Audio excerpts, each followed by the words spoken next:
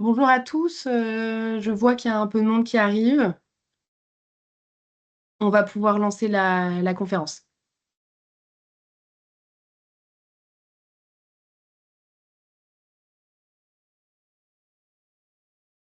Liliana, tu peux lancer la conférence.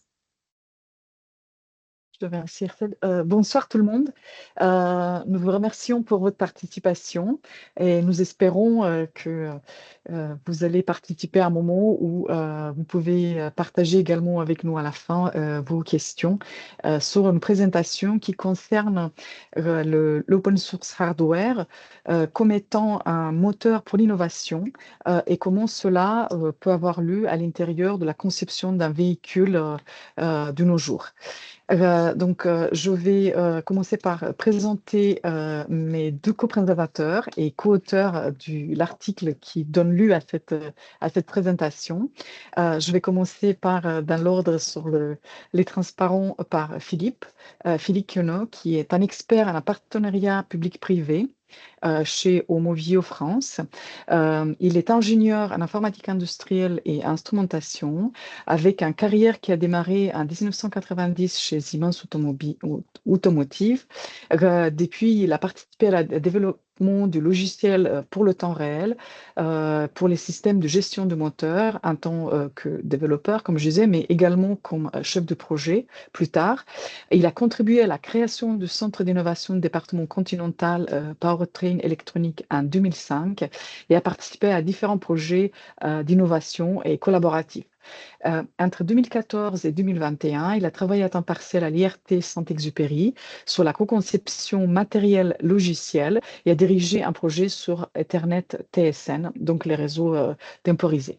Depuis 2021, il soutient des projets collaboratifs dans le département de partenariat public-privé de cet institut et il est un expert en logiciel embarqué temps réel, en imagerie des systèmes et en simulation des systèmes électroniques. Et je suis très contente d'avoir pu travailler sur cette étude pour la CIA.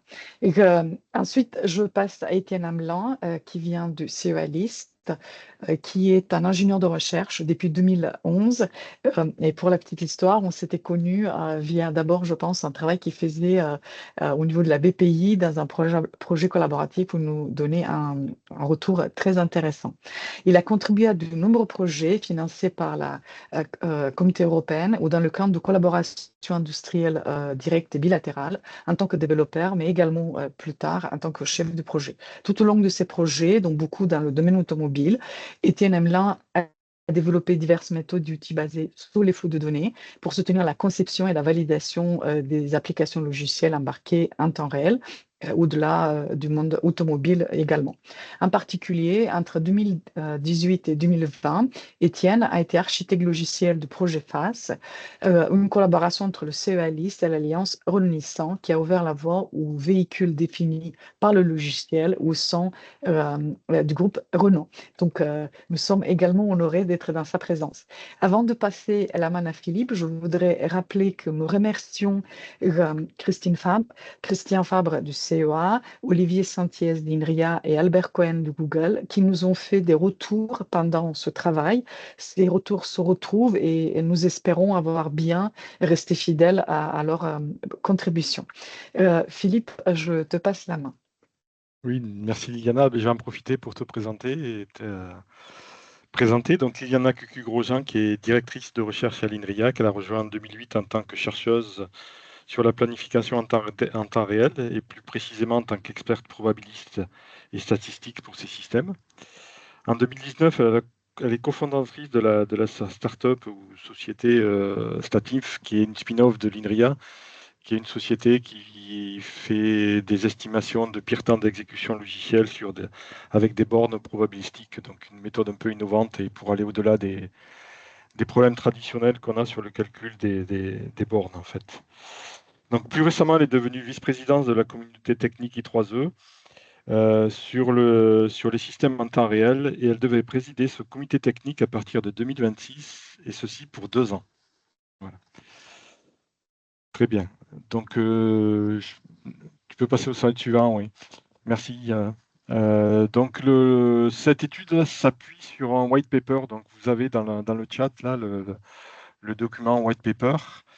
Elle est issue de la communauté d'experts électronique et architecture électronique et logicielle, pardon, et dans lequel il y avait eu un débat de traiter les sujets SDV. Et donc le débat, il a commencé pour les personnes qui étaient intéressées de traiter le sujet du matériel, en fait.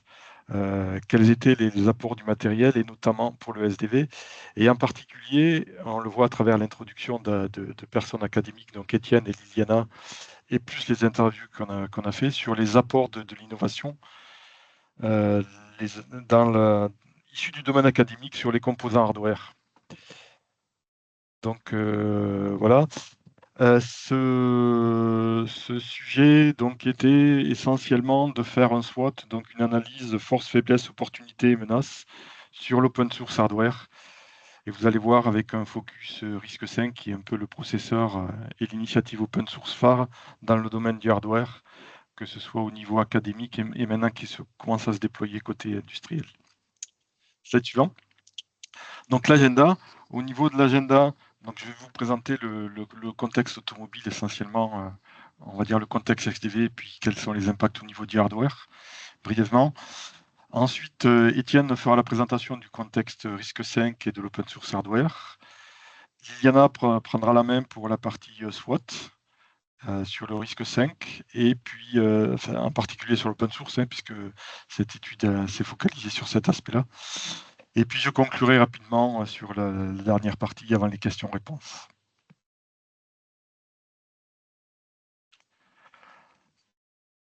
Donc,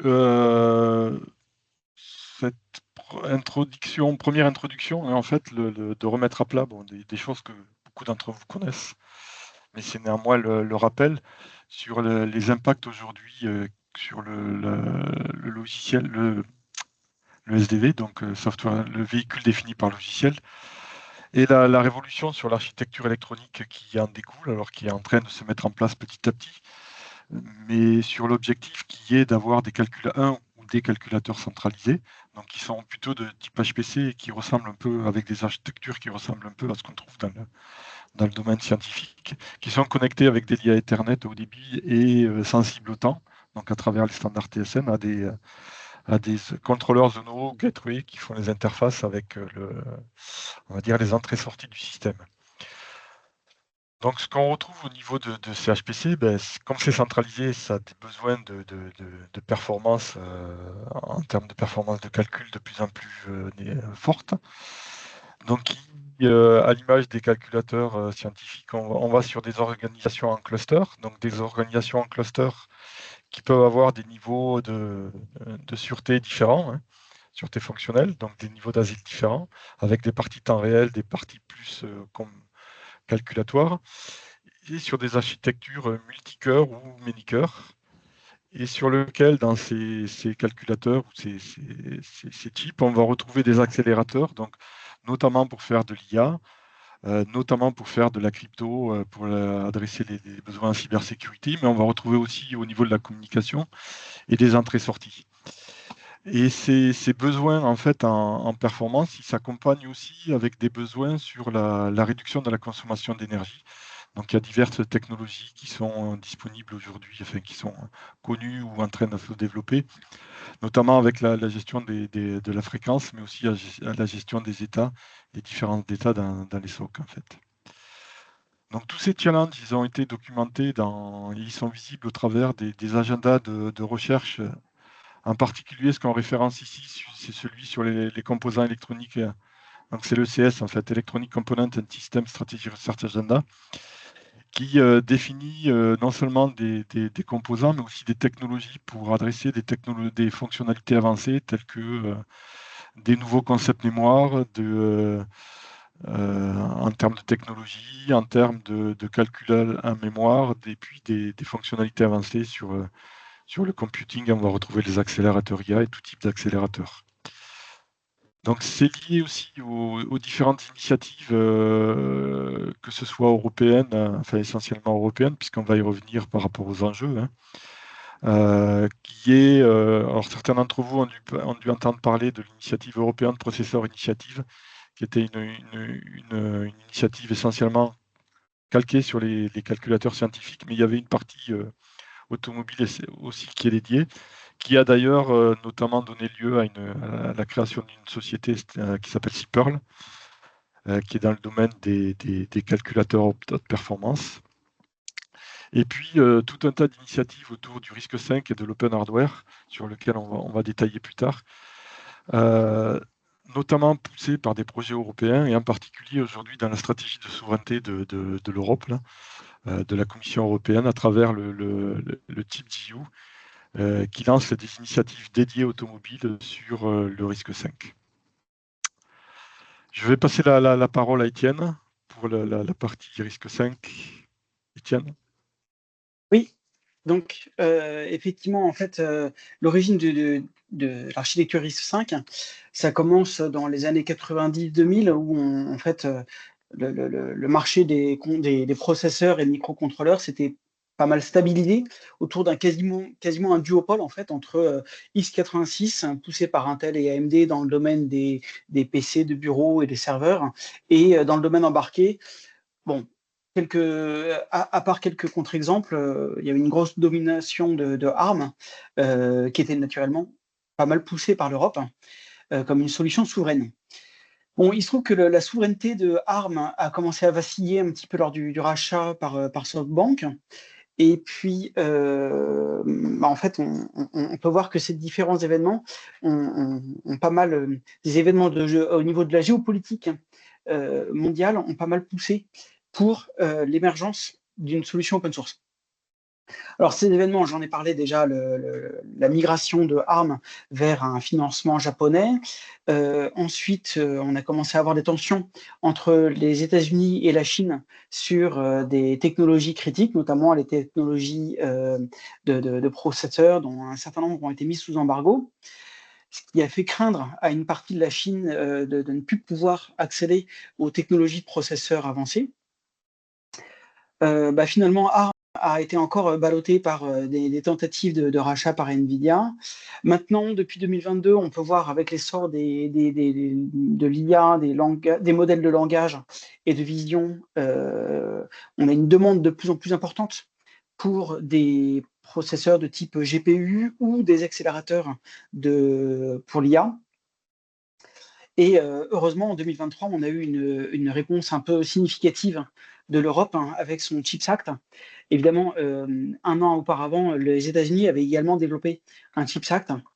Donc les États-Unis, pour relocaliser massivement la production de circuits aux États-Unis et aussi encourager la fabrication.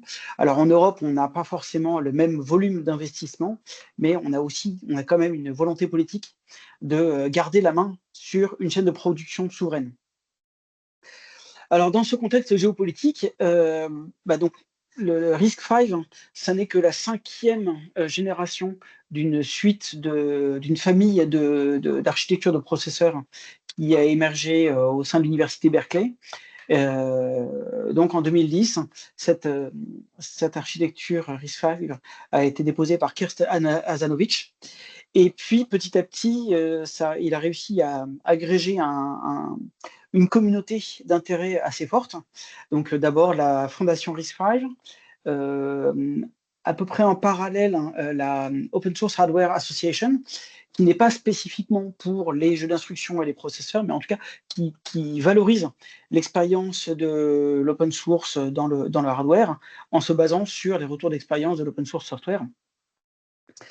En 2019, on a un nouveau Open Hardware Group qui s'est lancé, qui lui, pour le coup, va chercher à valoriser des circuits complets autour de l'architecture RISC-V.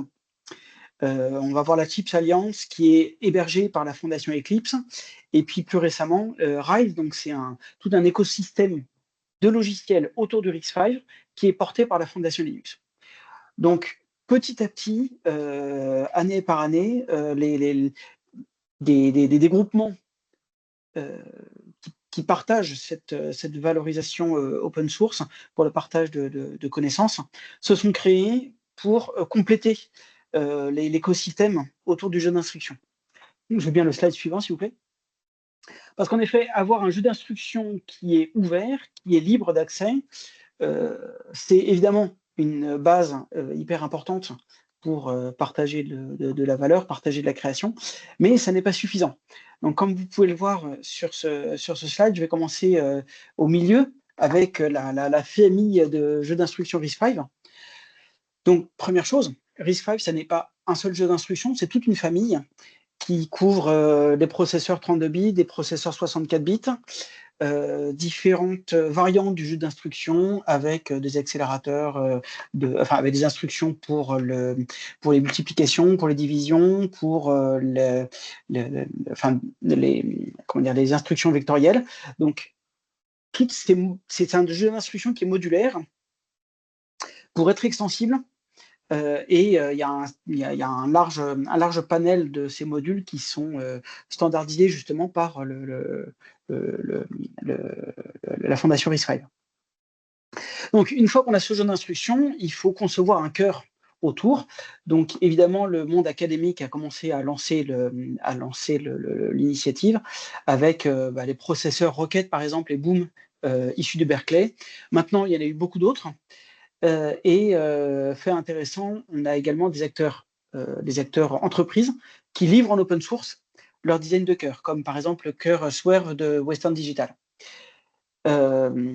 Autour de ça, une fois qu'on a le cœur, il faut lui rajouter toutes ces IP, les contrôleurs de mémoire, éventuellement les accélérateurs graphiques, accélérateurs pour l'IA, tous les périphériques.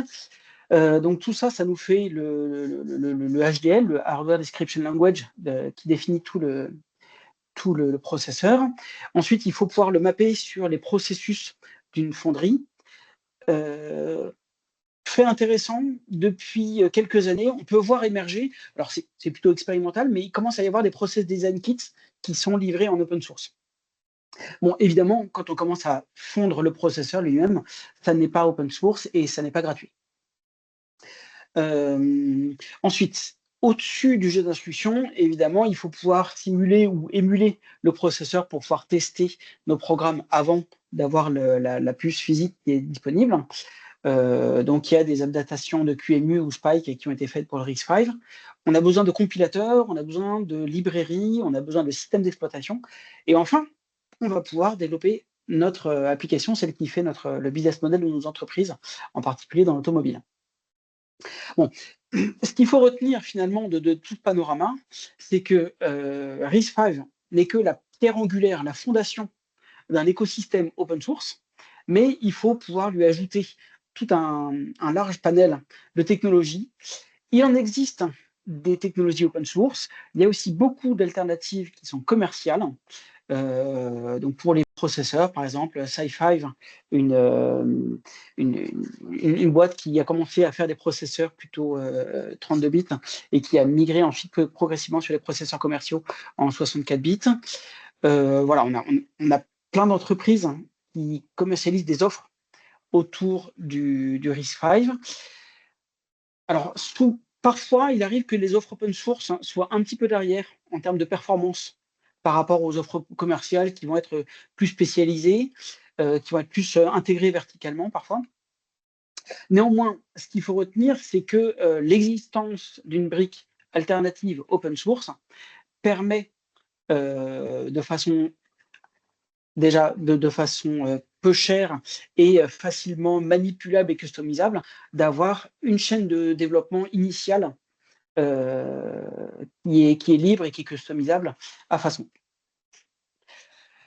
Donc voilà, ce qui fait la transition vers la discussion qu'on a eue ensuite sur les business models. Effectivement.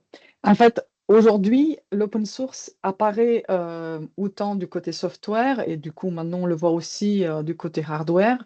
Et une question qu'on peut se poser étant dans une entreprise, c'est comment je peux avoir de la valeur ajoutée en utilisant des informations ou du matériel que tout le monde a à la disposition.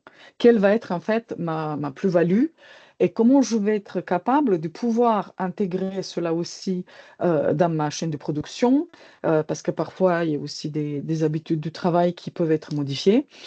Et c'est un peu il y a une espèce on ressent une espèce de pression qui peut apparaître dans le sens où, effectivement, l'open source, il y a un effet direct, positif, qui est l'accélération de l'innovation. C'est-à-dire que si nous sommes à plusieurs à travailler ensemble sur le même sujet, effectivement, on se trouve rapidement avec beaucoup plus d'idées et beaucoup plus de choses qui peuvent être mises en commun et accélérer la réutilisation de technologies existantes des idées, donc du coup l'innovation, mais également une collaboration. Et on trouve aujourd'hui dans l'open source côté software des success stories qui sont très intéressantes et qui permettent aussi de montrer, par exemple, je ne sais pas si vous avez vu la dernière levée de fonds plutôt dans le domaine du l'IA qui a été fait par Probalia, qui a fait la plus grande levée d'Europe en ce qui concerne l'open source. C'est-à-dire qu'on voit effectivement une évolution dans les habitudes. On va dire que les investisseurs ou les actionnaires vont commencer à comprendre que réinventer la roue en parallèle peut être vraiment une grosse difficulté. Alors, se retrouver à travailler en concurrence avec d'autres acteurs industriels sur des sujets qui finalement pénalisent toute l'industrie peut devenir une difficulté. Mais il y a une crainte qui est que si je partage toutes mes connaissances avec les autres, comment je vais faire pour me distinguer, mais également, à un moment donné, il y a peut-être certains participants dans cette communauté open source qui peuvent se retrouver à dire, et nous avons eu des exemples également dans l'open source software, je pense principalement au serveur pour ce qui est distribué de chez Red Hat. À un moment donné, on s'est retrouvé avec une privatisation d'une partie des résultats qui ont fait qu'une utilisation commerciale demandait du payer sur une connaissance qui était formée finalement à l'ensemble d'acteurs. Après, il y a une autre contrainte, c'est le fait qu'aujourd'hui, c'est les jeux d'instruction qui sont open source comme disait Étienne tout à l'heure, certains parties compilateurs, simulateurs, etc. Mais le système complet RISC-V n'est pas open, n'est pas ouvert à tout le monde. Et alors, on se retrouve avec des degrés de maturité qui sont très différents d'ensemble des acteurs. Évidemment, aujourd'hui, on n'a pas les mêmes performances. C'est-à-dire que si on veut aller vite en développement d'une nouvelle solution, on va aller sur des solutions commerciales qui existent parce qu'on a beaucoup plus de maturité. Ce qui concerne à l'intérieur de la communauté européenne, il y a eu une étude très intéressante qu'on cite dans notre white paper qui a été publiée en 2024, qui a indiqué que ce qui peut poser problème dans la partie open source au niveau hardware, c'est le fait que certains accélérateurs matériels, eux, ils se retrouvent avec une propriété industrielle et on a une absence du connecteur ou des interfaces entre ces deux mondes et c'est difficile de les construire en ayant toujours les mêmes contraintes ou les mêmes attentes au niveau sûreté, sécurité, sans connaître ce qui se passe du côté du hardware sur lequel nous n'avons pas la main ou la propriété intellectuelle. Et c'est à ce sujet que la communauté européenne a eu tout un ensemble d'appels à projets collaboratifs. Là, nous citons un, mais il existe dans d'autres contextes actuellement avec d'autres industries, afin de pouvoir faire prendre conscience à l'Europe de sa force par rapport à ce sujet. C'est-à-dire que c'est une étude du McKinsey d'il y a quelques années qui indiquait que l'Europe, à l'horizon 2030, est attendue comme étant une des principales, on va dire, zones industrielles ou communautés industrielles qui va profiter de l'open source. Effectivement, c'est un peu comme si aujourd'hui vous envoyez tout le monde envoie des documents en format PDF et ils sont capables de lire la même chose. C'est parce que certains avantages qu'on peut avoir, des effets positifs inattendus, c'est que l'open source peut nous permettre aussi également à tomber d'accord sur des protocoles de communication ou d'autres informations qui sont partagées à l'intérieur d'un véhicule et peuvent accélérer des solutions qui peuvent exister. On pense surtout à la voiture connectée. Donc, aujourd'hui, le business model, il est en train de naître. on voit l'intérêt par rapport à l'innovation accélérée, mais il faut bien l'inclure dans la partie service ou produit. Être capable d'avoir se projeter et partir sur l'hypothèse positive qu'un écosystème dynamique va exister et qui va permettre de porter tous les acteurs et qu'il n'y a pas trop on va dire, de crainte ou des freins pour adopter ce type du modèle hardware. Et après, là, c'est des points qui ont été déjà soulignés par Philippe et Étienne également. C'est le fait qu'on va se retrouver aussi avec des décisions à prendre si on a une communauté, si on a une autre comment ça s'appelle, d'autres modèles de vente qui peuvent apparaître ou des connaissances à partager. Par exemple, dans l'open source software, on a Tier 4 au Japon, qui est une association avec différents cercles du membre qui ont accès plus ou moins à des informations qui permettent d'être plus ou moins investis aussi, mais avec certaines contraintes, bien sûr, financières. Et afin de vous permettre de faire le pour et contre, on s'est mis un peu à votre place et on a fait une étude SWOT que on propose, on va détailler dans les transparences suivants. Merci bien.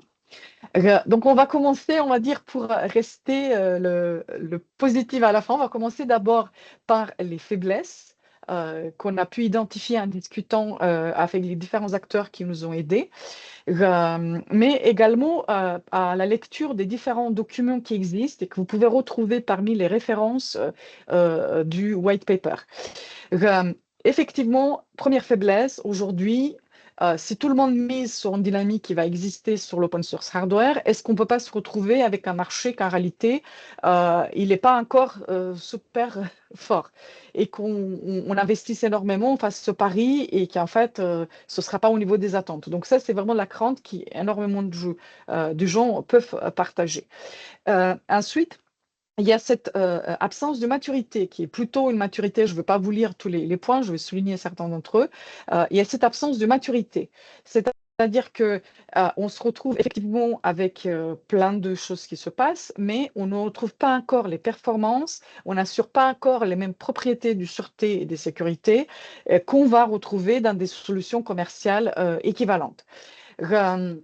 Ensuite, il y a également l'application du fait que quand on veut monter dans un niveau d'asile, tout ce qui est sûreté, on va se retrouver avec besoin important d'être sûr que tous les parties de notre chaîne logicielle et notre chaîne hardware matérielle va se retrouver avec des bonnes propriété intellectuelle, désolé pour la répétition, afin de permettre de s'assurer qu'on a la main et on comprend ce qui se passe et on peut apporter on va dire, une assurance de ces propriétés attendues.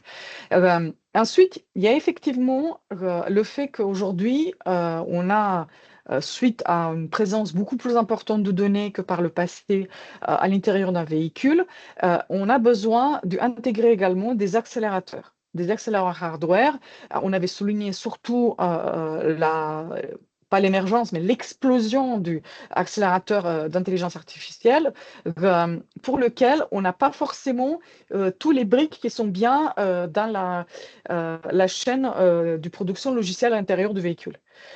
Et comme je disais, il y a cette interface qui peut manquer entre tout ce qui est composante RX5 et ces accélérateurs qui peuvent être un frein aujourd'hui quand on pense que les données peuvent être une source importante de revenus pour les services qui peuvent apparaître autour du véhicule connecté. Et bien sûr, quand on pense aux accélérateurs, microcontrôleurs, etc., il y a aussi une difficulté aujourd'hui qui est apparue, qui est géopolitique, une situation qui est très changeante toutes les semaines, ce qui fait qu'on peut se retrouver à devoir prendre des décisions qui n'étaient pas forcément celles qu'on prenait il y a à peu près 3 ans. Maintenant, si on regarde également les menaces qu'on peut retrouver, c'est le fait qu'aujourd'hui, finalement, l'open source, c'est pas que seulement l'open hardware, mais c'est vrai aussi pour l'open software. On ne va pas forcément tout de suite voir un business model assez clair pour le monde automobile, parce qu'il n'y a pas encore cette habitude. Ce qui est sûr, c'est que il y a une compétitivité qui existe, même à l'intérieur de la communauté européenne, et communauté européenne avec l'extérieur de la communauté européenne, et pas avec les mêmes investissements par les acteurs publics et privés. Et on remarque une forte émergence, mais également investissement en Chine, ce qui peut faire craindre à plus long terme du fait que certains partis qui sont devenus très matures, mais qui sont dans l'écosystème chinois, peuvent se retrouver par exemple avec une difficulté à être accessibles dans quelques années. Et qu'on les ait déjà intégrés dans on va dire, dans sa chaîne logicielle et matérielle. Après, on se retrouve toujours avec des menaces qui sont à peu près les mêmes que dans la situation géopolitique par rapport à la souveraineté, comment on assure cette souveraineté. Je pense qu'il y a aussi, par rapport à l'IACT, pas seulement le Chip Act également, il y a un travail qui est fait aujourd'hui au niveau de la communauté européenne afin de faire des propositions. Et ensuite, la partie que tout le monde finalement se retrouve devant, dès que nous avons, on va dire, participé à un projet, monté un nouveau produit, c'est trouver les personnes qui sont capables de travailler à ce niveau-là. L'Europe a encore un avantage dans ses écoles d'ingénieurs et ses, on va dire, ses formations pour tout ce qui est bas niveau, donc tout ce qui est hardware, mais cet avantage est de moins en moins vrai à cause d'une émergence finalement de l'intelligence artificielle, des langages de programmation qui restent très haut niveau. Donc les étudiants ou les ingénieurs, futurs ingénieurs, sont très très attirés par ce type de sujet ou ce type de travail qui a l'air d'avoir un débouché plus facile sur le marché du travail. Après, il y a également des craintes qui peuvent apparaître et c'est souvent le cas des plateformes open source. Donc, il faut avoir comme une espèce du collège qui permet d'avoir une élection pour permettre, s'il y a une nouvelle soumission, par exemple, d'un code ou autre chose est soumis, avec la crainte qu'on se retrouve avec des chevaux de Troie, dans le sens où on va se retrouver avec, peut-être dans l'open source, avec quelque chose qui va être contraire ou contre-productif à mon véhicule et que je ne vois pas au moment de l'intégration.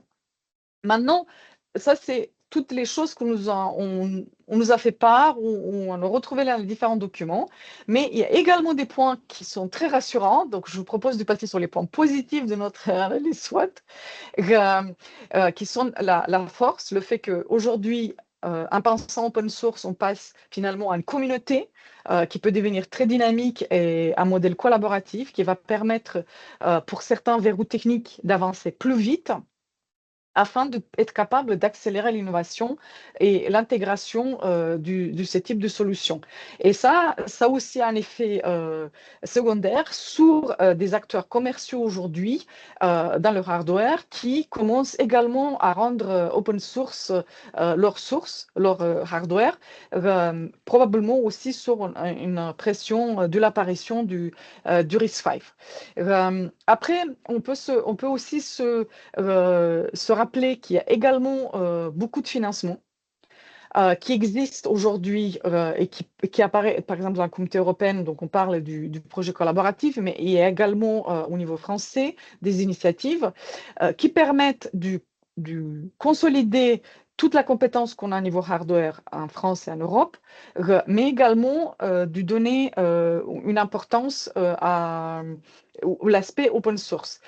Pourquoi? Parce que finalement, le fait d'être capable de voir, c'est par exemple la complexité quand on va avoir sur des architectures très complexes avec différents niveaux de logiciels, mais également parce qu'on va passer à plusieurs cœurs avec des problèmes de communication, des interférences, etc.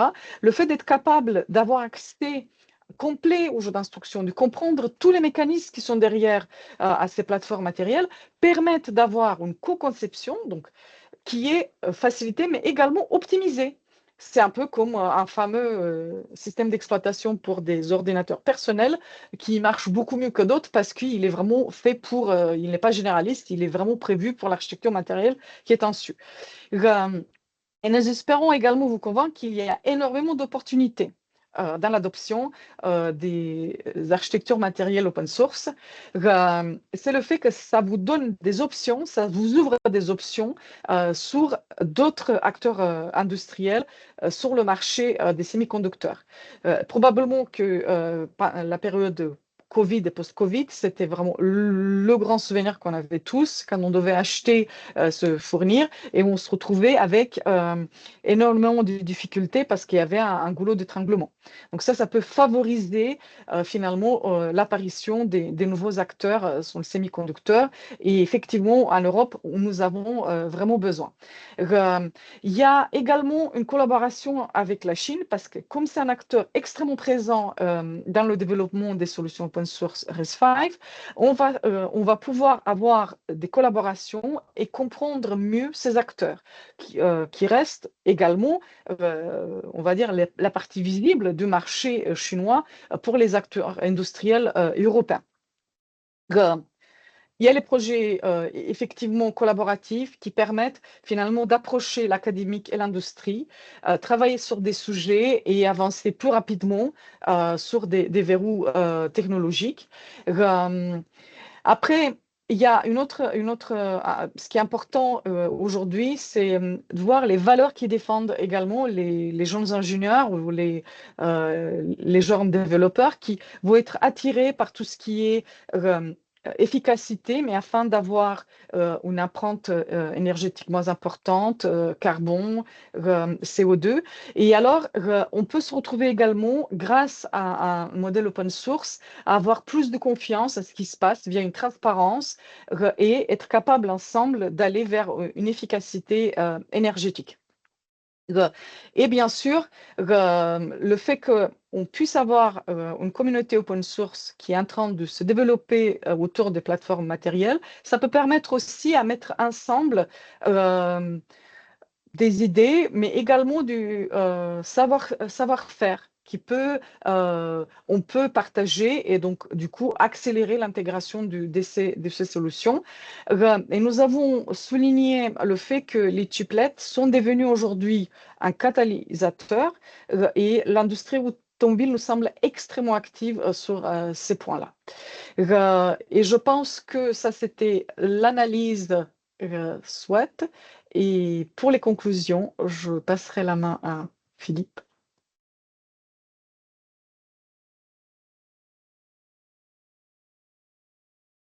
Merci Diana, je réactive le micro. Merci Diana, Étienne. Donc en conclusion, le bilan de tout ça, c'est que l'open source hardware pour l'automobile, enfin l'automobile est quand même une industrie assez conservatrice, drivée par les coûts, mais innovante. Et donc ce qu'on voit, c'est que l'open source hardware, à travers ce qui a été montré, brièvement introduit là sur le cœur RISC-V, les accélérateurs, et en particulier au travers du RISC-V. Donc dans le concept du RISC-V, il y a un concept d'extension sur des instructions spécifiques.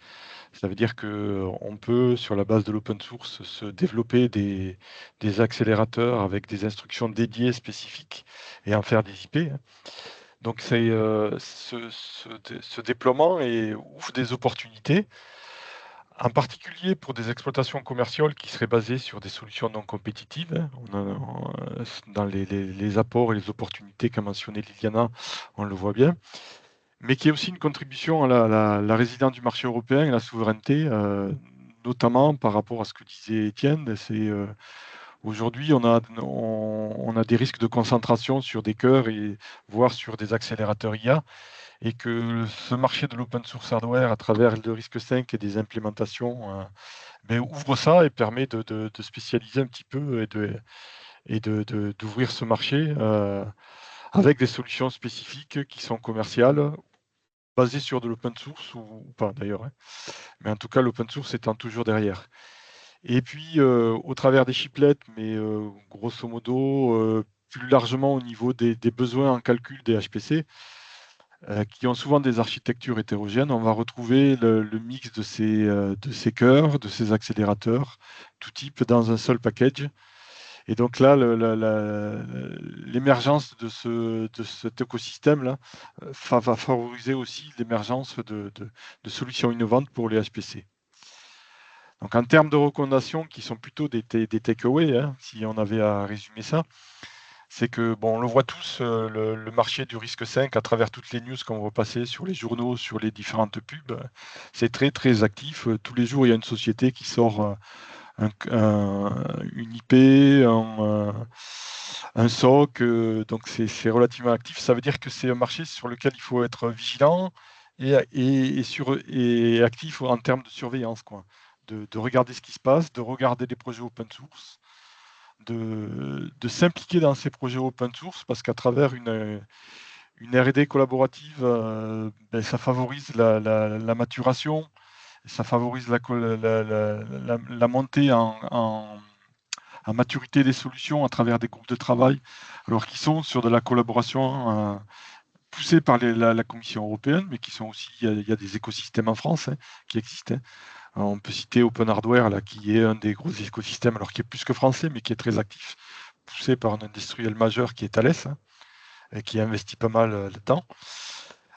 Sur lequel il y a énormément d'innovation avec de la collaboration avec des académiques, et c'est là aussi le point fort de cet écosystème d'ouverture, en fait, de rencontres dans de la collaboration sur de l'innovation à travers des choses qui sont partageables. Et puis aussi aller vers la standardisation pour le secteur automobile. Alors c'est ce qu'a poussé le ChipZU là, à travers des initiatives pour financer des blocs et des architectures pour l'automobile. Et tout ça, ça permet d'avoir une compétition saine au niveau des cœurs et des accélérateurs et au niveau des architectures, quoi, qui s'appuient sur des bases communes et qui permet d'aller de l'avant, d'avoir de l'innovation et puis de pousser des solutions pour se différencier aussi, quoi. Voilà, donc je vous remercie. Je remercie également mes collègues là, par rapport à la présentation. Et puis, je laisse la place aux questions. S'il y a des questions, on se fera un plaisir d'y répondre. Donc, je voulais que donc, je vais prendre les premières questions. Donc, alors, je vais les prendre dans l'ordre. Comment les académiques valorisent l'open source et l'innovation sur le risque 5? Peut-être Liliana ou Étienne, je vous laisse répondre. Je pense qu'un premier élément de réponse rapide, c'est que on a besoin de partager de l'IP avec des partenaires, donc dans un sens comme dans l'autre. Et évidemment, quand les résultats sont en open source, ça simplifie énormément les choses. Alors, ça vous surprendra peut-être un petit peu ce message de la part du CEA, parce que le CEA est également un acteur qui valorise directement son IP. Mais voilà, on a différentes branches de travail, mais notamment autour du RISC-V, où on peut s'impliquer comme en étant un acteur moteur dans les écosystèmes open source.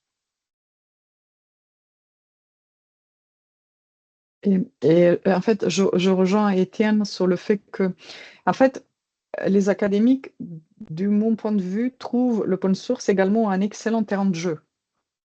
Parce que ça permet de découvrir des nouveaux problèmes qu'on ne voyait pas forcément au niveau matériel, car on n'avait pas accès à toutes les informations, les choix qui étaient faits, etc.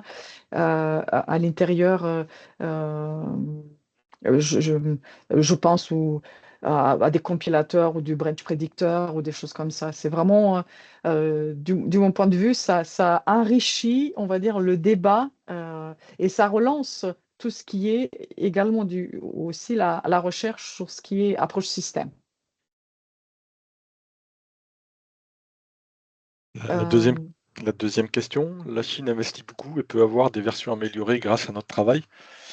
Alors si on regarde, je vais faire une première réponse, si on regarde aujourd'hui le nombre d'acteurs qui sont investis dans l'open source sur le risque 5 et les moyens que met en œuvre la Chine, par exemple, sur le risque 5, notamment il y a une communauté qui est très active, là, qui nous a été remontée par les acteurs académiques sur les HPC.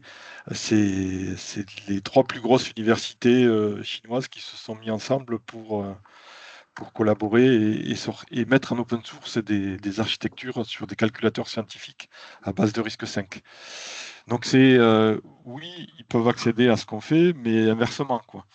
Et aujourd'hui, côté européen, il y a des consortiums qui se créent. Alors il y a Open Source Hardware qui en est un gros là, qui est visible partout, c'est qui avance raisonnablement, hein, qui est intéressant. Mais il y a aussi des consortiums à travers des projets européens qui sortent des résultats. Aujourd'hui, c'est pas forcément très consolidé en termes de repository, mais c'est des choses qui vont arriver et qui vont venir, notamment sur la base du open hardware, là, par exemple. Donc c'est dans les deux sens, moi, à mon avis. Effectivement, et en fait, vu le déséquilibre qu'on peut avoir au niveau investissement, il y a peut-être un sens qui, pour l'instant, est plus bénéfique que l'autre. Mais oui, nous apprenons aussi également beaucoup de choses. Donc la troisième question, c'est est-ce qu'utiliser de l'open source nécessite des compétences particulières, peut-être plus pointues que les logiciels commerciaux? Je dirais pas forcément. L'open source, c'est plutôt un état d'esprit que des compétences, quoi. Les compétences, que ce soit, pour faire de l'open source hardware, il faut évidemment avoir des compétences sur les langages matériels, hein, c'est clair, et sur l'écosystème, sur le logiciel, mais non. Je pense qu'une différence, c'est que quand un acteur commercial va vendre un circuit, en général, il va le fournir avec une stack de board support package, donc un stack de driver, un système d'exploitation, des guides de mise en route qui sont souvent d'une qualité supérieure avec un support derrière. Là où quand on utilise de l'open source, il faut parfois savoir se débrouiller un peu à la main, savoir écrire les éléments de tutoriels qui ne sont pas fournis, savoir faire les branchements là où il faut. Quand, par exemple, une variante spécifique d'un circuit n'est pas forcément supportée par le compilateur ou pas dans cette configuration-là. Voilà, il faut parfois bricoler un petit peu plus que sur une solution commerciale. Néanmoins, l'avantage, c'est qu'on a cette possibilité de bricoler, là où sur une solution commerciale, si on a un compilateur qui n'a pas été fourni pour, on est obligé d'aller appeler le support et payer un développement spécifique quand on a un processeur qui a un accélérateur particulier, par exemple. Et pour compléter un peu par rapport à ce que j'ai vu dans l'open source software, il existe également des nouveaux acteurs qui apparaissent, qui sont conseils ou qui proposent des services pour justement accompagner l'intégration on va dire, des solutions qui ne sont pas à la clé comme dans une solution commerciale.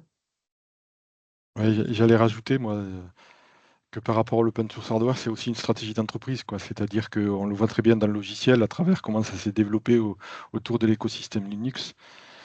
On peut avoir la même chose côté hardware, quoi. Et d'ailleurs, il y a une partie des solutions. Ça fait référence à une question qui vient plus tard.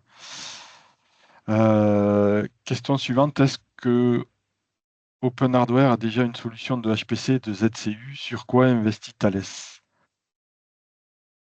Sur quoi investit Thales? Je ne sais pas répondre.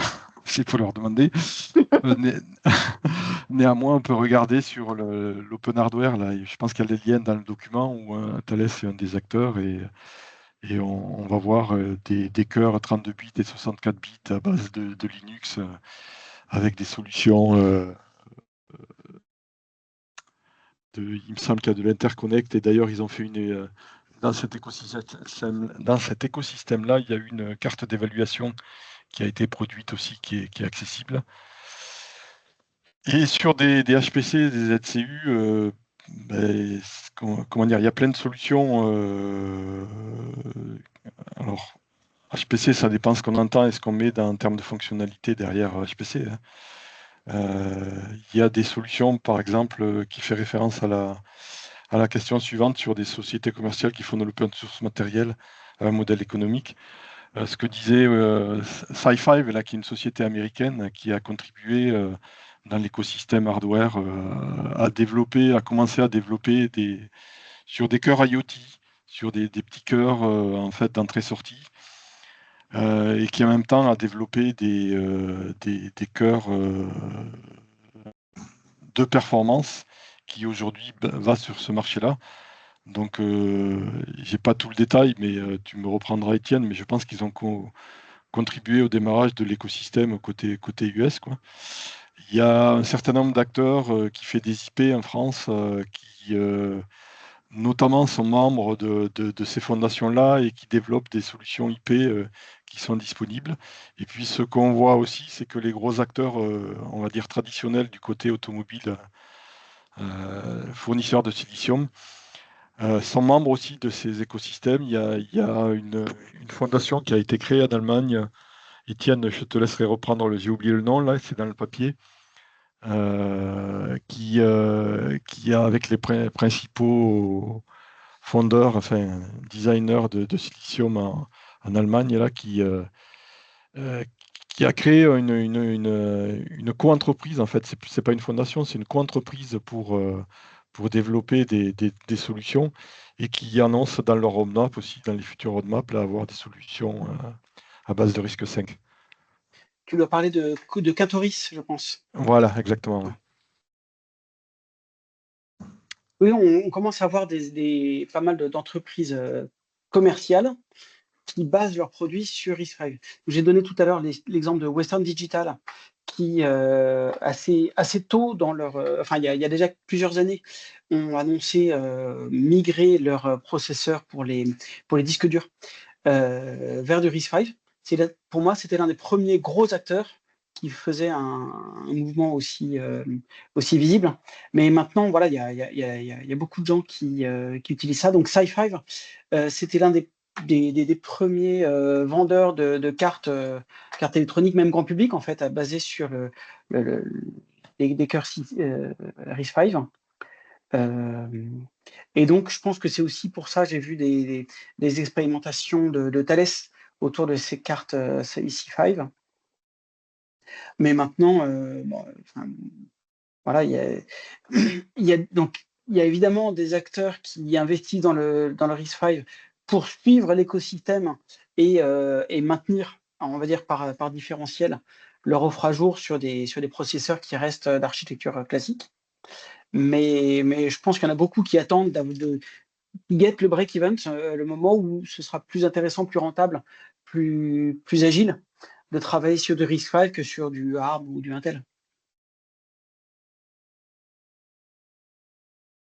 Voilà, donc la question d'après qui était, avez-vous de Jean-François Bortolotti, avez-vous des exemples de sociétés commerciales qui font de l'open source un matériel combiné à un modèle économique? On a répondu partiellement, enfin je pense qu'il y a aussi des références dans le papier. Donc la question suivante, c'était dans le secteur de la défense européen, d'ailleurs c'est une remarque plus qu'une question, mais qui est vraie. Cela aurait du sens d'avoir une solution hardware commune pour mutualiser les coûts et d'avoir le meilleur de l'innovation en travaillant avec des constructeurs automobiles français. Oui. Et notamment la stratégie du dual source, hein, qui est discutée. Après, il peut y avoir des caractéristiques différentes par rapport à les contraintes technologiques de l'automobile et de la défense. Je pense surtout au système sur les irradiations, là, sur les immunités qui sont nécessaires pour les SEU et des choses comme ça, côté technologique, quoi. D'une façon générale, le fait que le processeur soit basé sur une architecture libre ne va pas en soi garantir qu'il n'y a pas d'attaque, de cybersécurité ou même de risque de fiabilité. Donc, pour les applications de défense, il n'est pas suffisant de dire qu'on utilise un processeur libre, d'architecture libre. Néanmoins, ça rend la possibilité d'auditer les designs du processeur jusqu'à un niveau qui est beaucoup plus bas que quand on s'arrête au niveau d'un datasheet. Donc, il y a pas mal d'acteurs qui font des extensions, des outils de preuve formelle. Donc, faire de la preuve formelle sur du logiciel, c'est déjà développé depuis pas mal d'années. Alors maintenant, étendre les preuves formelles jusqu'à également intégrer un modèle du matériel. C'est encore quelque chose d'assez récent, mais je pense que ça va se développer. Évidemment, il reste toujours la possibilité qu'au niveau du fondeur, il n'ait pas fondu exactement le HDL qu'on lui a fourni.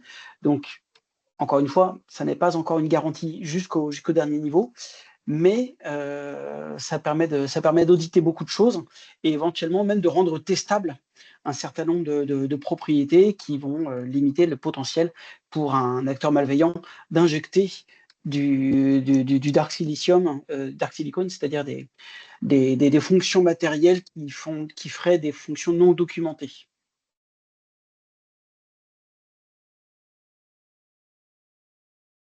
Oui, excusez-moi. Une autre question, comment garantir que cela génère des retombées emploi et compétences en France et en Europe? À l'heure où il y a beaucoup de débats sur le contenu local. Que serait la métrique associée? Je me lance? Qui c'est qui se lance? En fait, ce qui est sûr, c'est qu'aujourd'hui, en tout cas, la volonté de la Communauté européenne d'investir de l'argent dans le open source est pour garantir des emplois. C'est-à-dire qu'on part de l'hypothèse que si ce développement open source se fait ailleurs, les emplois seront forcément ailleurs. S'il y a un investissement qui se fait aussi en France ou en Europe, on va se retrouver avec des gens qui vont se spécialiser sur ces sujets-là et donc il y aura une création d'emplois.